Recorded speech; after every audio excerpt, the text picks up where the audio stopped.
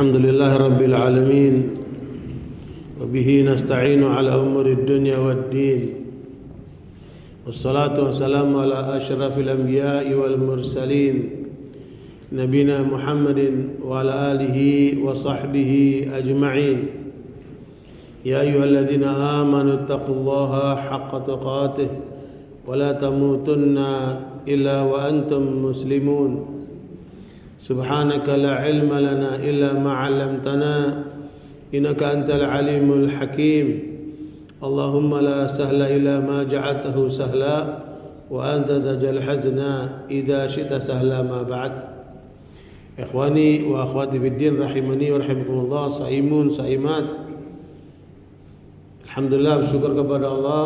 Pagi hari ini kita melanjutkan kajian tentang akhlak Islam yang kita kemarin sudah mendapat penjelasan bagaimana terbentuknya akhlak Islam yang dibangun oleh Rasulullah SAW pada diri para sahabat radhiyallahu anhum. Pondasi dasarnya adalah pada penguatan akidah. Alhamdulillah kita sudah tergambar 7 poin penting di dalam membangun kesadaran akidah sekaligus sebagai penguat akidah dalam menjalani kehidupan ini agar selalu terhubung dengan Allah Subhanahu wa taala. Makanya disampaikan oleh para sahabat radhiyallahu anhum, kana Rasulullah yadhkurullaha fi kulli ahyan. Rasulullah SAW itu mengingat Allah dalam semua keadaan. Jadi bukan hanya sekedar waktu melek, waktu tidur pun beliau masih terhubung dengan Allah. Kata Rasulullah, tanamu aini wa la yanamu qalbi. Mataku tidur tapi kalbuku tidak tidur. Ya, makanya Nabi itu kemudian menjadi sosok yang seutuhnya menjadi tauladan bagi umat Islam. Bagaimana pada ayat ke-21 surat Al-Ahzab, ya, a'udzubillahi minasyaitonir rajim, laqad kana lakum fi rasulillahi uswatun hasanatun liman kana yarjullaha wal yawmal akhir wa dzakarallaha katsiran. Ya, silakan dibaca surat Al-Ahzab ayat 21. Allah menjadikan Nabi Muhammad sebagai suri tauladan dalam semua keadaan. Silakan.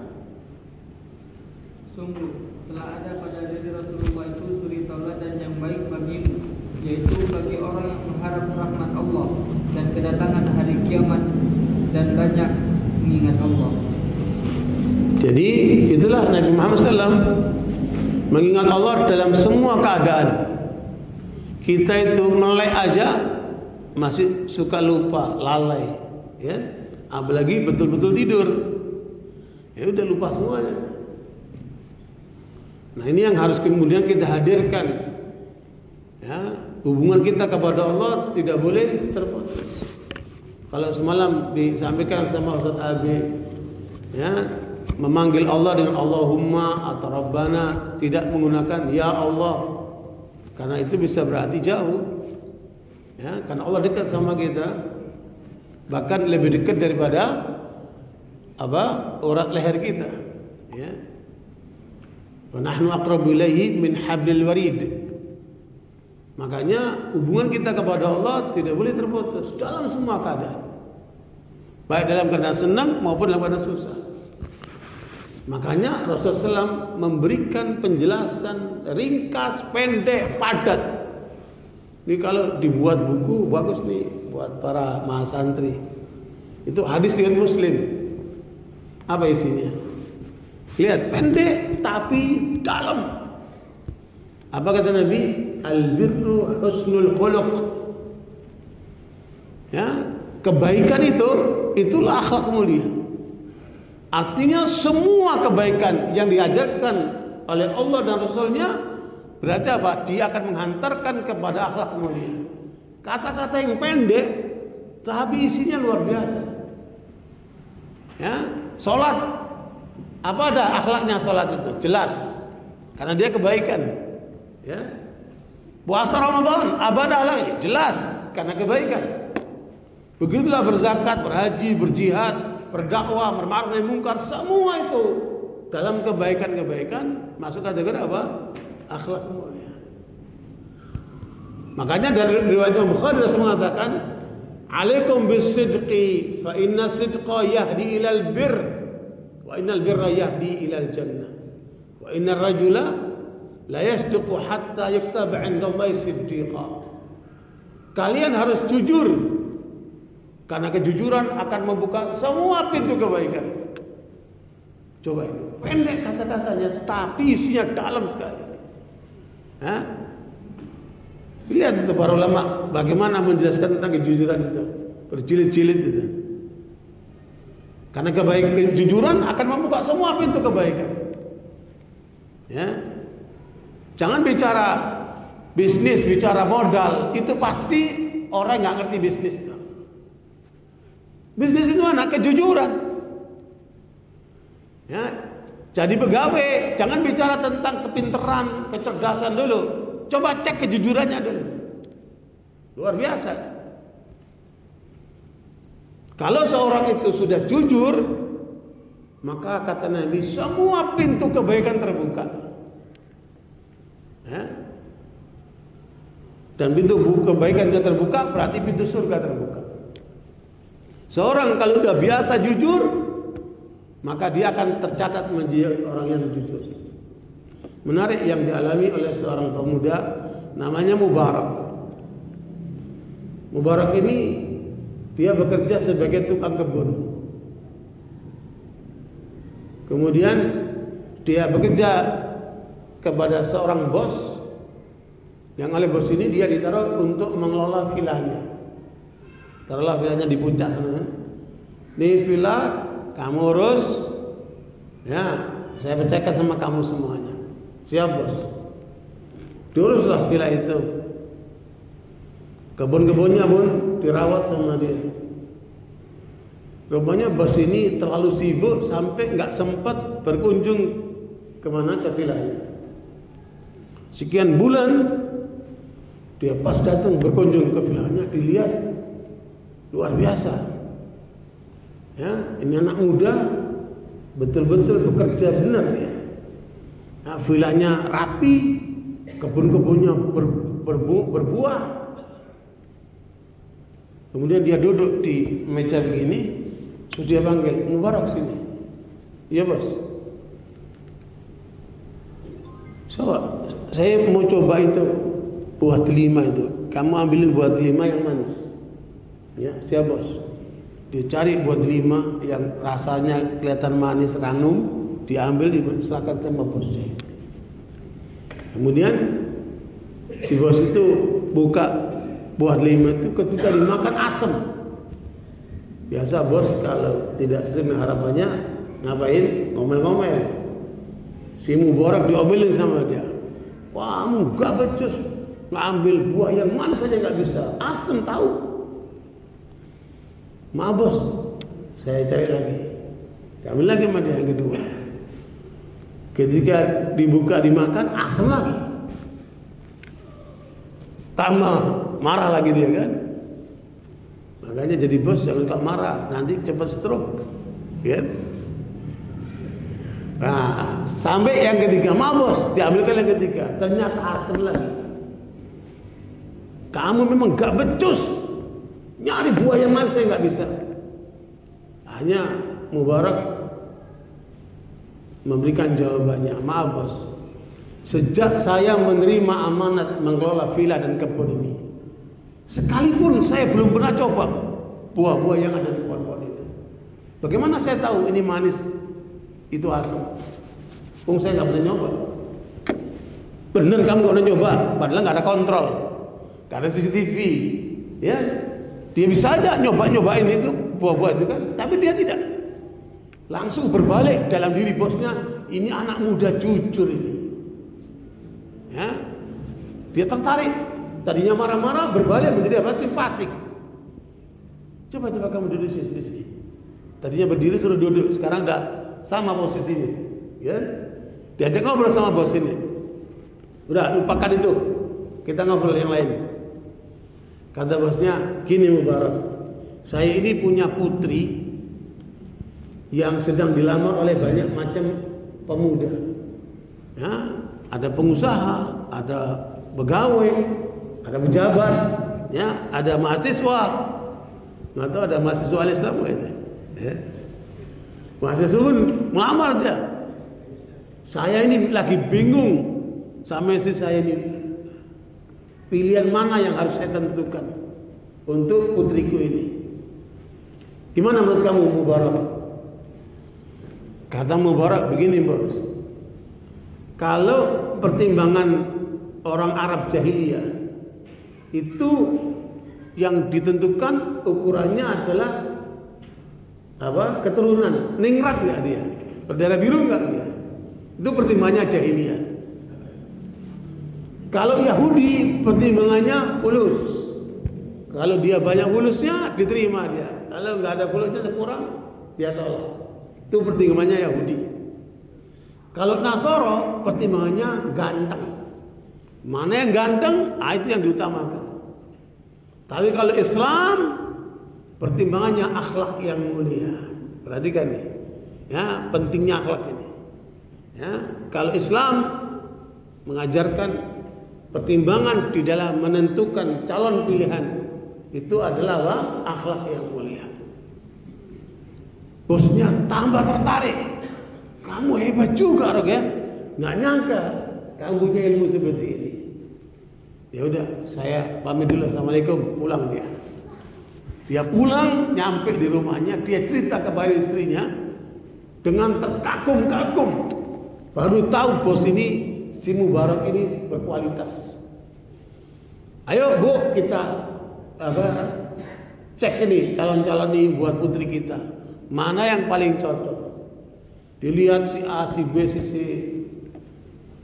Ya, ternyata ya, tidak seperti apa Mubarak ini. Hanya pikiran si bos ini lari ke Mubarak. Bu, gimana kalau anak kita nikahkan dengan Mubarak saja? Ya, orangnya jujur, berilmu, tanggung jawab. Kata ibunya, setuju Pak. Ya.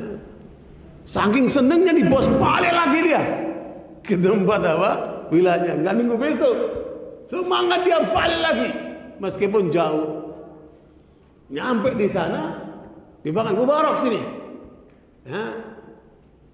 Ya bos, kami sudah berembuk dengan istri dan keputusan kami, kamulah yang paling pantas untuk menjadi menantu kami. Ya, Mubarak sambil nunduk mengatakan nggak nolak bos. Ya. Nah, itulah akhlak mulia, nggak pakai modal. Kemudian Mubarak ini dinikahkan dengan putrinya. Semua dimodelin sama bosnya. Ya, karena dia pegawai biasa, tukang kebun. Ya, meskipun ada mahar dikit lah itu kan. Dari gaji dia itu.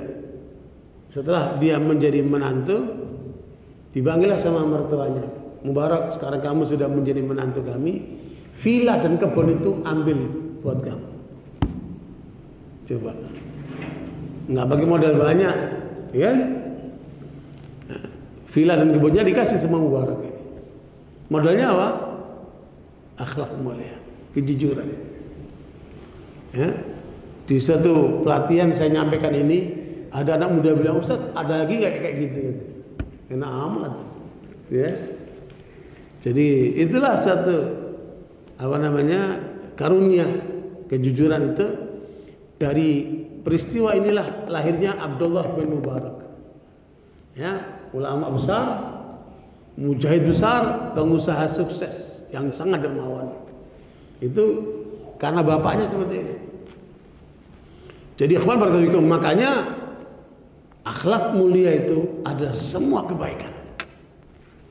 Dan kebaikan itu dari mana asal usulnya? Dari iman.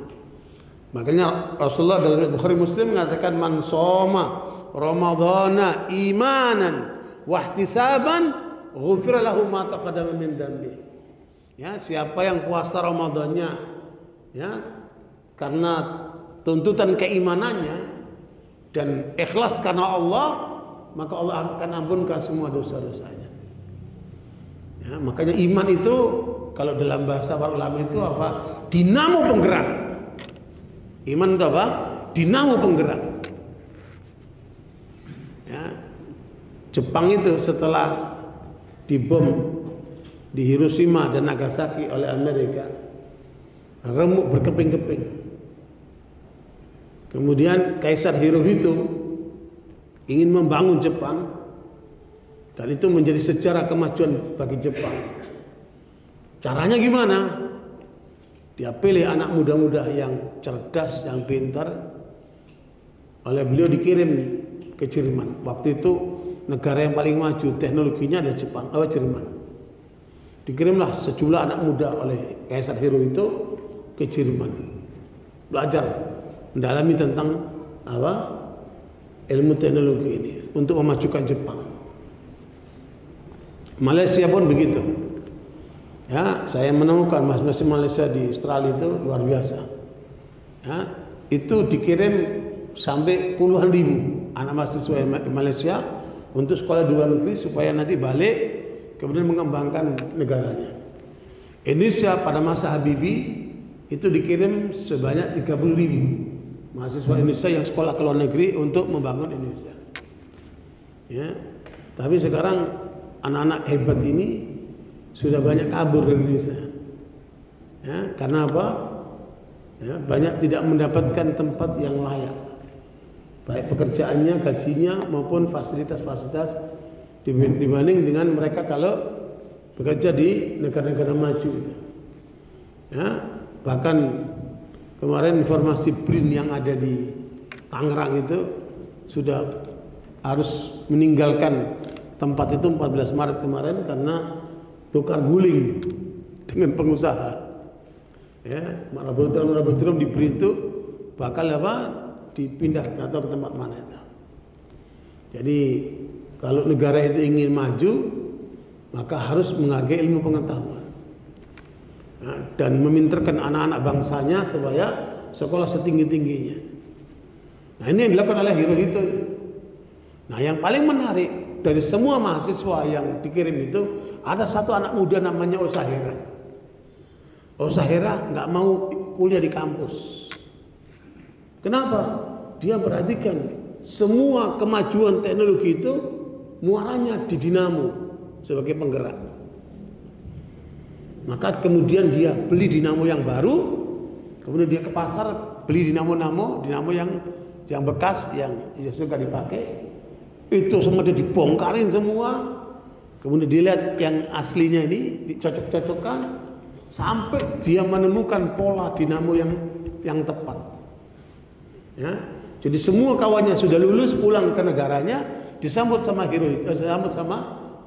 Hirohito, raja kaisar Jepang. Tapi raja tidak melihat ini Osahera ini, sehingga beliau bertanya kepada teman-temannya, mana Osahera? Kok saya tidak melihat dia? Nah, ini menunjukkan pemimpin harus mengenal siapa kader-kadernya. Kata teman-temannya, Osahera tidak kuliah, Tuan. Ya, dia ngembangin sendiri, dia nggak mau kuliah. Nah, kemudian temannya beritahu, Osahera kamu ditanya sama apa? Sama Kaisar Hirohito. Akhirnya Osahera belum mau ketemu dengan Kaisar Hirohito, kecuali dia sedang menyiapkan dinamo besar yang akan merubah Jepang. Kemudian dia bikin, setelah jadi itu dinyalakan di depan kerajaan, dia baru menjumpai Kaisar Hirohito. Setelah bunyi dinamo itu, Kaisar Hirohito memberikan motivasi. Ketika menyambut Osahera, dia dapat informasi lengkap. Kata Kaisar Hirohito, saya belum pernah mendengarkan musik seindah musik dinamo. Coba itu, beri motivasi. Makanya pemimpin itu harus inspired, harus menginspirasi, harus ngasih motivasi. Dan majulah Jepang itu dengan pengembangan dinamo sebagai penggerak teknologi itu. Kawan barakallahu, saya pernah di Australia itu kerja di perusahaan namanya PCB, Printed Circuit Board. Ini penggerak teknologi tapi tingkat tinggi. Dia di atasnya dinamo. Jam tangan, televisi, radio. Kalau antum buka televisi ada warna hijau, ada arus listriknya, itu dia. Saya bikin dulu itu. Teknologi tingkat tinggi. Semua teknologi itu pakai itu. Kalau dulu pakai dinamo, sekarang sudah berkembang pakai itu. Nah, saya pernah bekerja di perusahaan itu, tahu bagaimana cara mereka membuatnya. Jadi sekalian itulah esensi teknologi itu. Nah, dulu waktu itu masih dinamo. Makanya para ulama menyebutkan akidah itu, iman itu seperti dinamo, dia penggerak. Makanya para sahabat itu gembleng dulu akidahnya. Ya, itu poin pertama dalam posisi manusia yang paling utama. Ada berapa tadi kemarin? Ada 3 ya. Pertama kalbunya gembleng dengan akidah. Baru yang kedua apa itu? Jiwanya. Ya, wa yuzakkihim. Jiwa harus melalui apa? Tazkiyatun nafs. Nah, di dalam jiwa ini saudara sekalian ada 3 unsur. Ada 3 bentuk. Yang pertama pada ayat ke-53 surat Yusuf. Ya. Wa ma ubarri'u nafsi innan nafsa la'ammaratun bisu. Ya, surat Yusuf ayat 53. Ini dikenal atau disebut dengan an-nafsul ammara bisu. Ini jenis nafsu yang pertama. Silakan dibaca. Dan aku tidak menyatakan diriku bebas dari kesalahan, karena sesungguhnya nafsu itu selalu mendorong kepada kejahatan, kecuali nafsu yang diberi rahmat oleh Tuhanku. Sesungguhnya Tuhanku Maha Pengampun lagi Maha Penyayang. Semua kejahatan manusia dari mana asalnya? Dari nafsu ini. An-nafsul ammara bisu ini adalah penggerak kejahatan manusia. Ini harus dikendalikan nih, harus direm nih. Kalau enggak remnya blong, ya sudah nabrak-nabrak dia. Ya. Hubungan sama Allahnya diabaikan, orang tuanya disepelekan, kan? Semua hubungan dengan manusia itu direndahkan. Dan terjadilah peristiwa-peristiwa yang dialami oleh orang-orang bejat itu. Dia membunuh, dia syirik, dia berzina, dia narkoba dan sebagainya, berjudi. Semua kejahatan manusia sumbernya dari sini. Maka Allah sebutkan pada ayat ke-7 dan sampai 10 surat Asy-Syams, wa nafsi wa ma sawwaha fa alhamaha fujuraha wa taqwaha qad aflaha man zakkaha wa qad khaba man dassaha. Silakan surat Asy-Syams 7 sampai 10. Demi jiwa serta penyempurnaan ciptaannya, maka dia mengilhamkan kepadanya jalan kejahatan dan ketakwaannya. Sungguh beruntung orang yang menyucikannya jiwa itu, dan sungguh rugi orang yang mengotori. Jadi di dalam jiwa ada 2 unsur kata Allah. Unsur apa? Unsur apa? Potensi baik dan potensi apa? Buruk. Nah, kesadaran manusia untuk mengembangkan potensi baiknya itulah pendidikan. Ya, pendidikan itu semua upaya untuk apa? Mengembangkan potensi manusia itu, potensi baiknya itu.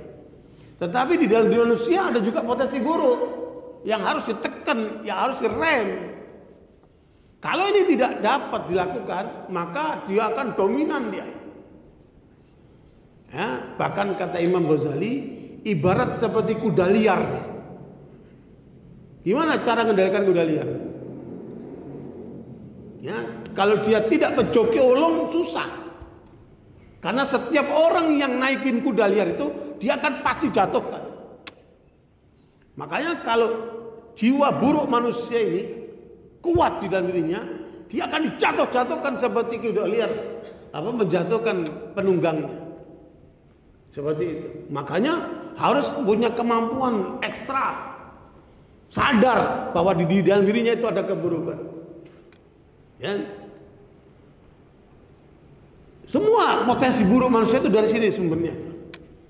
Qad aflaha man zakkaha, telah sukses orang yang mensucikan jiwanya. Berarti apa? Dia sadar potensi baiknya dikembangkan, potensi buruknya ditekan sama dia.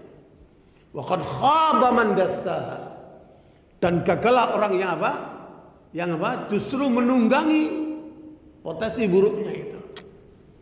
Jadilah dia preman, jadilah dia pembunuh, pembantai, jadilah itu Netanyahu yang genocide itu. Kejahatannya luar biasa itu. Dari mana itu? Dari sini nih sumbernya. Dari ada potensi buruk dalam manusia. Inilah al-ammarah bisu' yang harus kita tundukkan dulu. Di antaranya adalah misi Ramadan ini. Apa kata Nabi? Asyamu junnah. Puasa itu perisai apa? Kata Imam Nawawi, junnatun minasyahwat. Ya, perisai untuk menekan ini hawa nafsu ini. Itu an-nafsul ammarah bisu' ini. Tekan itu dengan puasamu.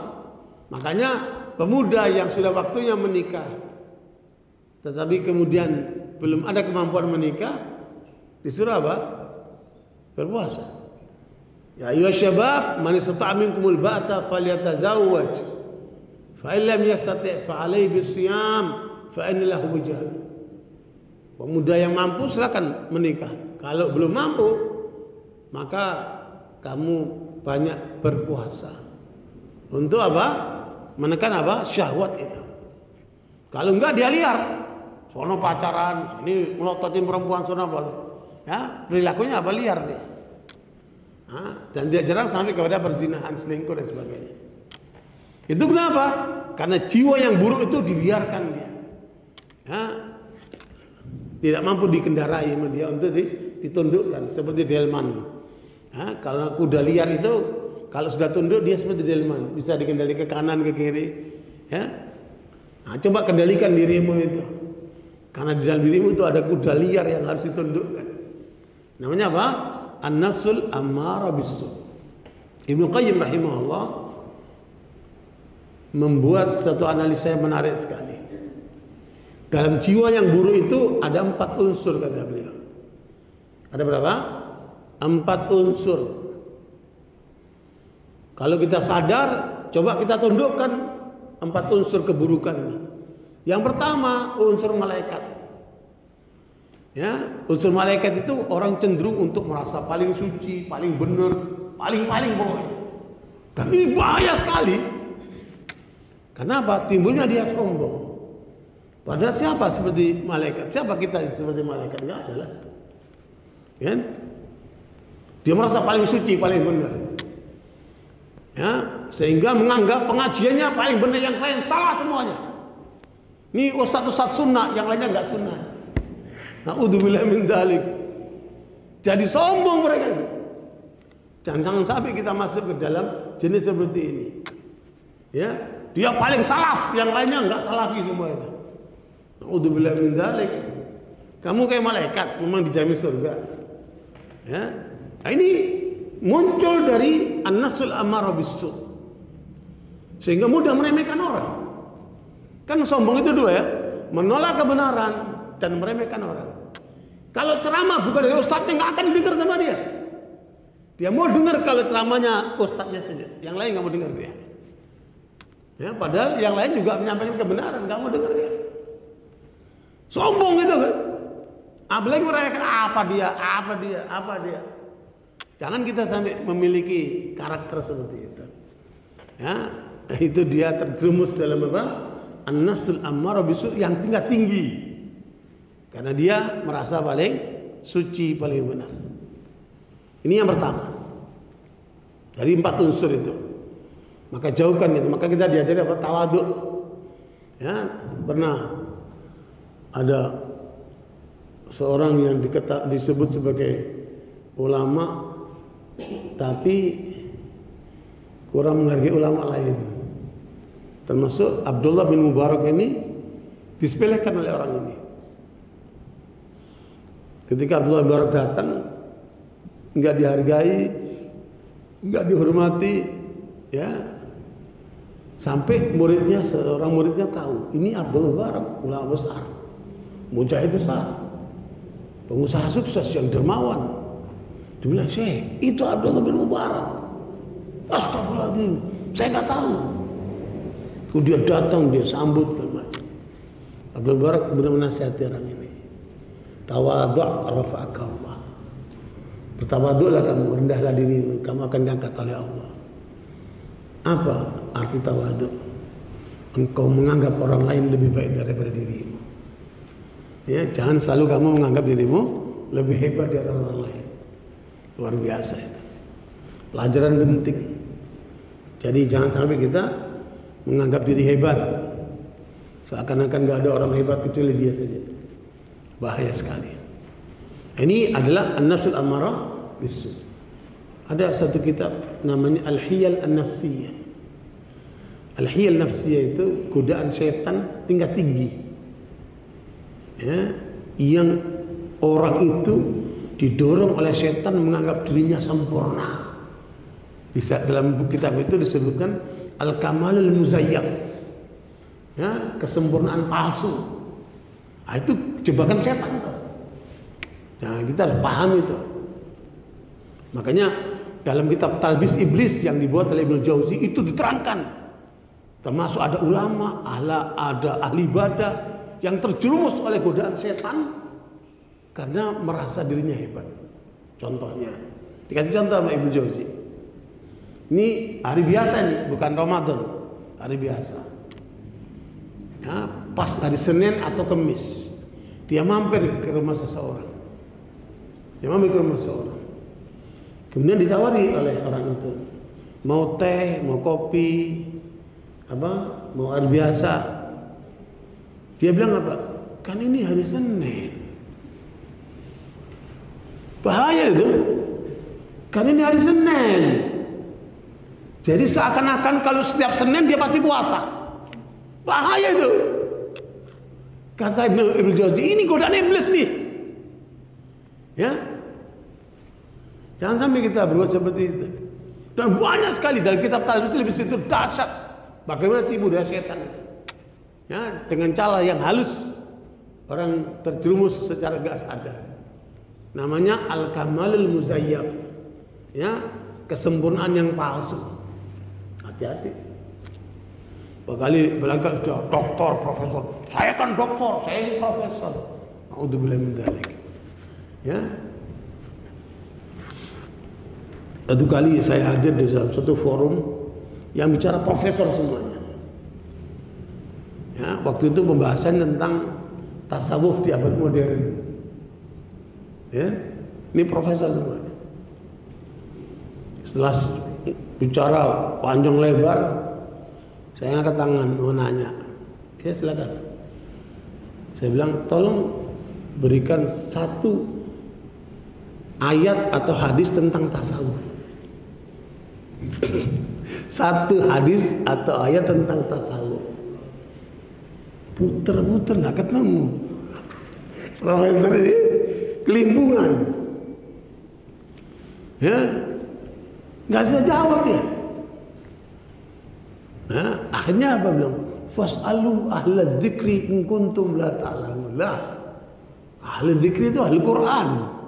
Ulama. Nggak ada kata tasawuf di situ. Ya. Memalukan sekali kan? Subhanallah. Makanya sekalian kalau nggak tahu nggak tahu. Kalau nggak ada bilang nggak ada. Nah, ini kan memalingkan. Dalil seperti itu. Itu peristiwa saya alami itu. Makanya saudara sekalian tawaduklah. Ya, Imam Malik rahimahullah ditanya 40 pertanyaan, yang beliau jawab 4, yang lainnya bilang la adri. Masa Imam Malik imam dari hijrah nggak tahu? Katakan sama umatmu sana, ulama sana, Imam Malik nggak tahu. Makanya dalam kitab Tarikh Baghdad itu 1 juz separuhnya menceritakan tentang ulama-ulama yang pernah mengatakan la adri. Saya nggak tahu. Karena nggak tahu itu setengah ilmu. Karena nggak tahu maka mencari tahu dia. Ya? Sekarang orang malu mengatakan itu. Coba antum lihat di televisi, di radio, tanya jawab semuanya dijawab. Lah kamu ulama besar atau gimana? Nggak ada kata-kata oh maaf saya nggak tahu. Susah ketemu orang seperti itu sekarang. Semua dijawab. Padahal jawabannya sering apa? Tidak tepat. Itu kenapa itu? Ya, kesempurnaan yang palsu. Makanya kita berlatih. Kalau bilang nggak tahu, ya bilang nggak tahu. Itu kejujuran ilmiah namanya kan. Nah itu jenis daripada apa? Karakter buruk yang harus kita buang. Apa tadi? Seperti malaikat merasa paling suci. Dan jangan kita punya seperti itu. Yang kedua, ya, karakter seperti setan. Setan itu 24 jam akan menggoda orang. Kalau sekarang di pengajian ini tidur, itu pasti pengaruh setan. Padahal setan dari belenggu, itu setan suka goda. Ini setan dalam diri orang itu masih kuat, ya. Jadi sekalian, makanya Nabi itu penghalang utamanya siapa? Setan. Coba lihat tuh. Surat Al-An'am 112. Wa kadzalika ja'alna likulli nabiyyin aduwwan syayatinal insi wal jinni yuhi ba'dhum ila ba'din zukhrufal qawli ghurura walau syaa rabbuka ma fa'aluhu fadharhum wa ma yaftarun. Dan demikianlah untuk setiap nabi kami menjadikan musuh yang terdiri dari setan-setan manusia dan jin. Sebagian mereka membisikkan kepada sebagian yang lain perkataan yang indah sebagai tipuan. Dan kalau Tuhan menghendaki, niscaya mereka tidak akan melakukannya. Maka biarkanlah mereka bersama apa kebohongan yang mereka ada-adakan. Dalam riwayat Muslim, Rasulullah SAW menyampaikan di hadapan Aisyah radhiyallahu anha, setiap orang ini ada satu jin di dalam dirinya. Ya, setiap orang ini ada satu jin di dalam dirinya. Aisyah bertanya, bagaimana dengan engkau wahai Rasulullah? Kata Nabi, saya pun ada satu jin, ya, yang menggoda kita sebagai manusia. Cuman saya dibantu oleh Allah dengan ditundukkan jin ini sehingga dia nggak goda saya. Ya, tapi kita jinnya aktif, ya. Jadi jin kita apa? Aktif, nggak ada yang pasif. Nah, itulah yang Allah sebutkan pada ayat 36 surat Az-Zukhruf. Wa may ya'shu 'an dzikrir rahmani nuqayyid lahu syaitanan fa huwa lahu qarin. Ya, Az-Zukhruf ayat 36. Itu setan yang ada di dalam diri seorang, ya, kalau aktif dia memalingkan manusia dari Allah. Itu ayatnya. Az-Zukhruf 36.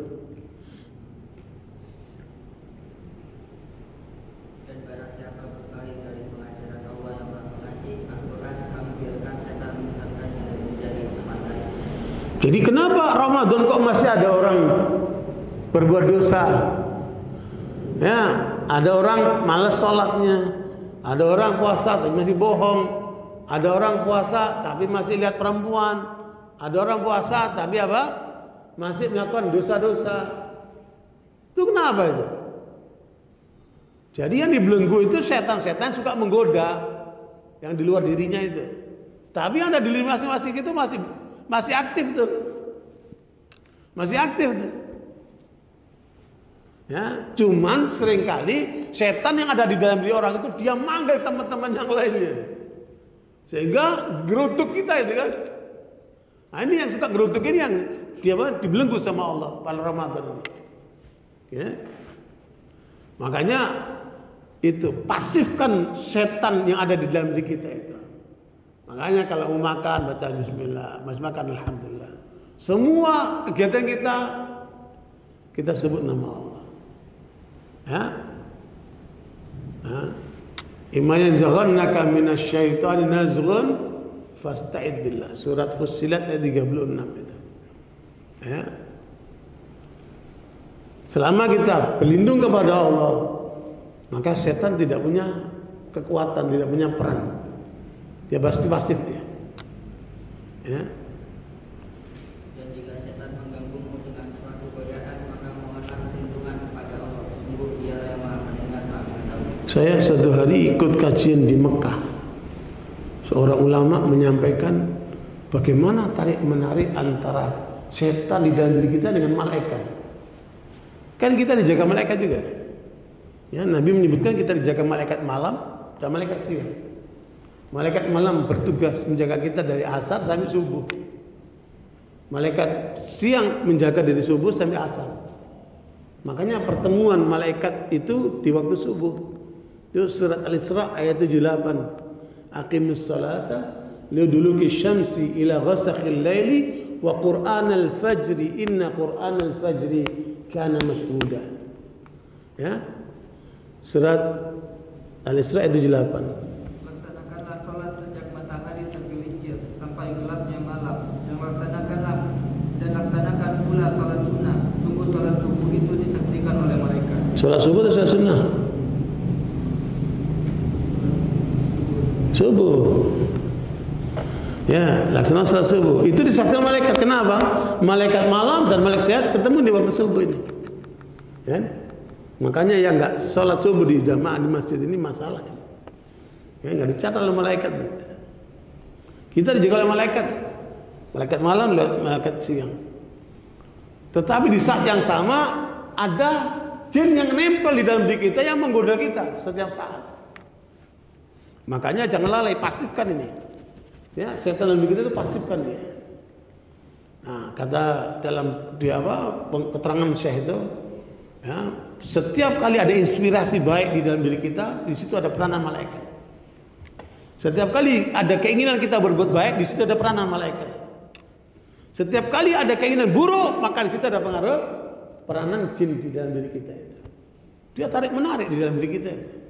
Rebutan.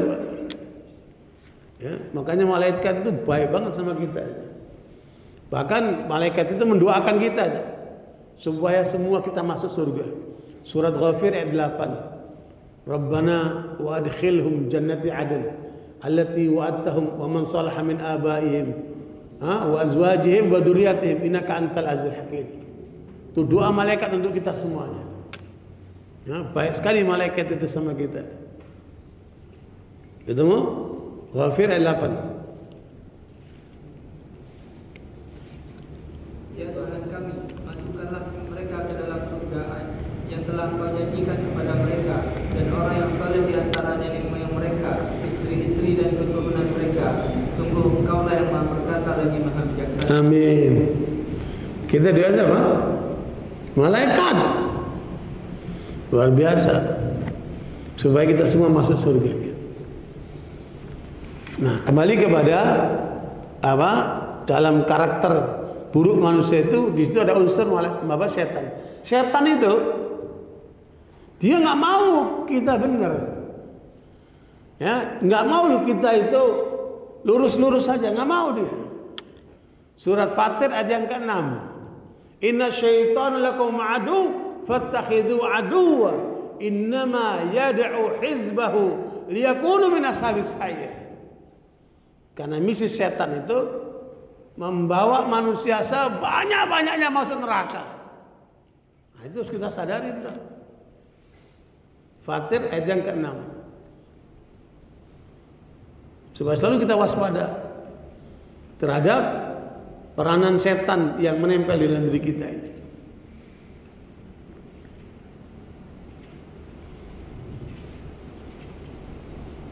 Sungguh setan itu musuh bagimu, maka perlakukanlah dia sebagai musuh, karena sesungguhnya setan itu hanya mengajak golongannya agar mereka menjadi penghuni neraka yang menyala-nyala. Tuh, setan itu musuhmu, jangan lupa itu. Makanya kata Ibnu Hazm, kalau ada orang mengatakan saya tidak punya musuh, kan?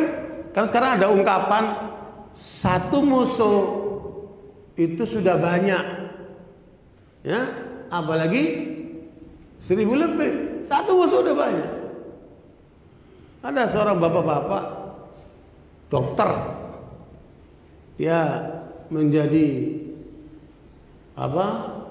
Dokter presiden 3 presiden. Ya, orangnya apa?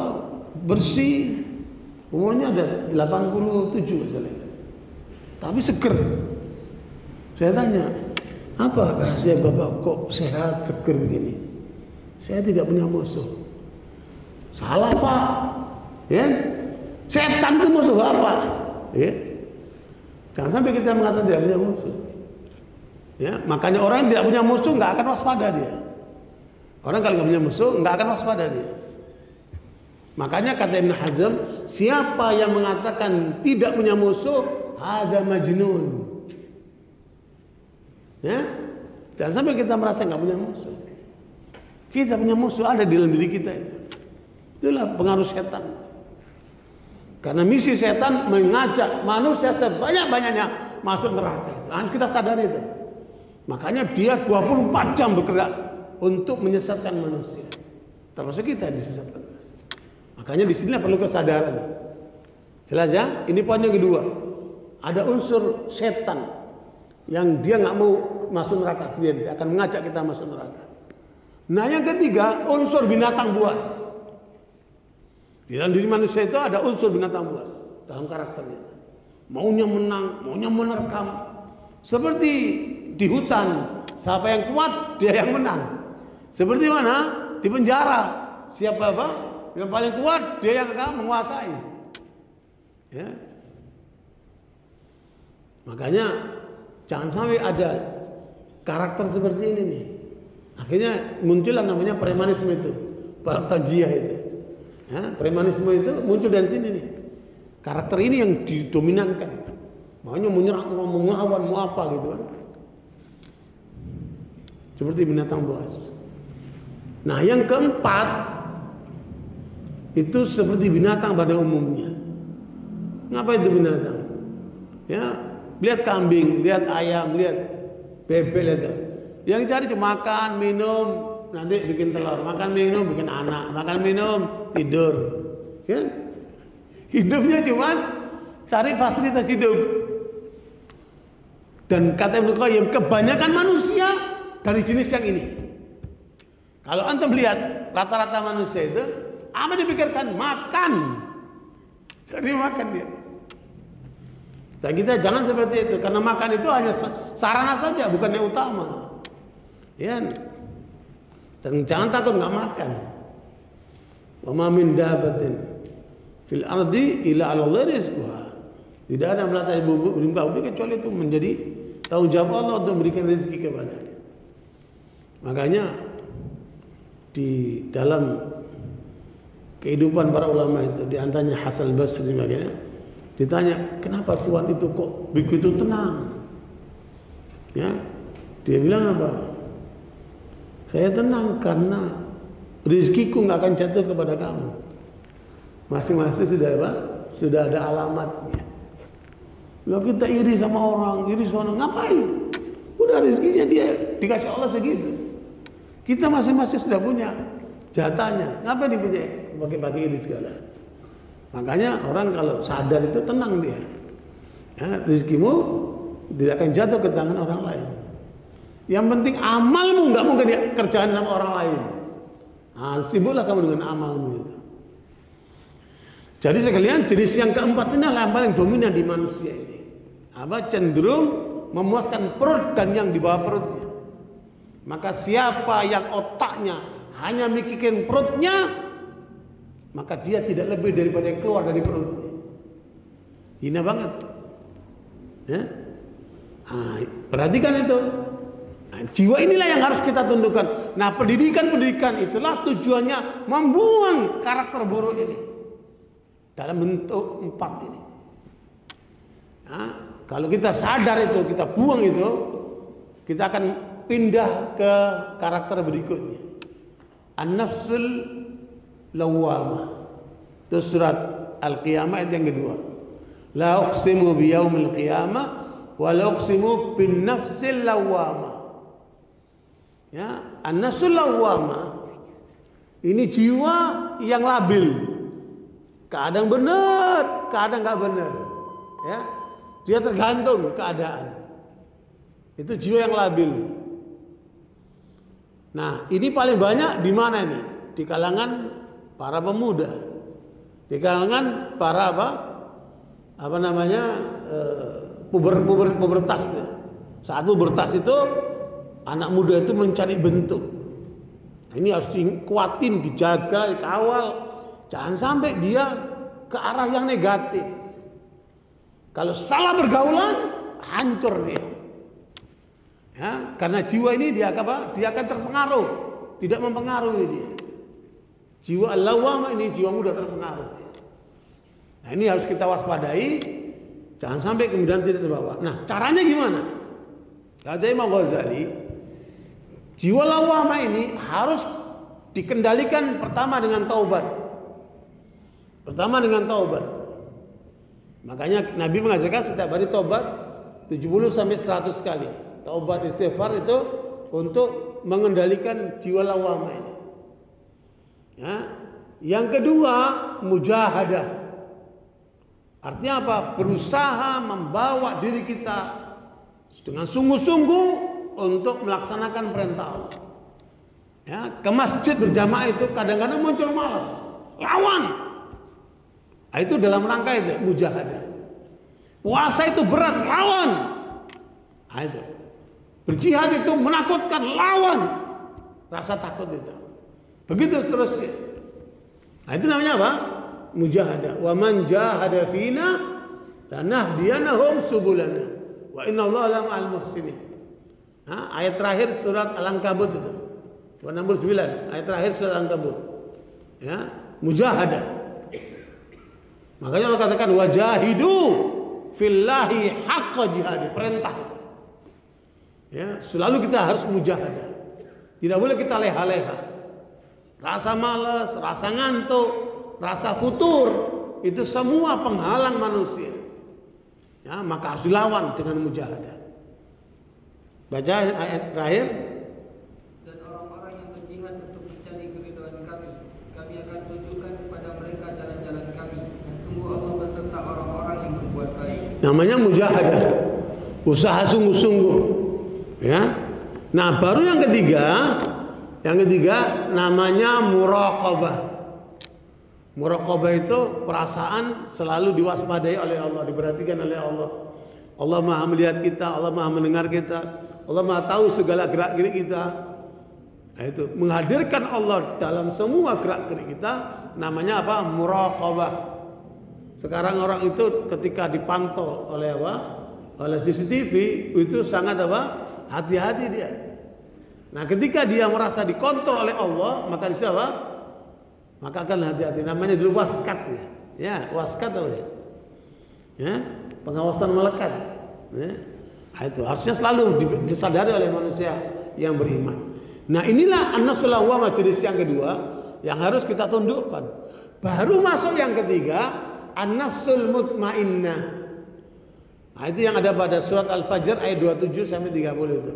Ya ayyatuhan nafsul mutmainnah irji'i ila rabbiki radiyatan mardiyah fadkhuli fi ibadi wadkhuli jannati.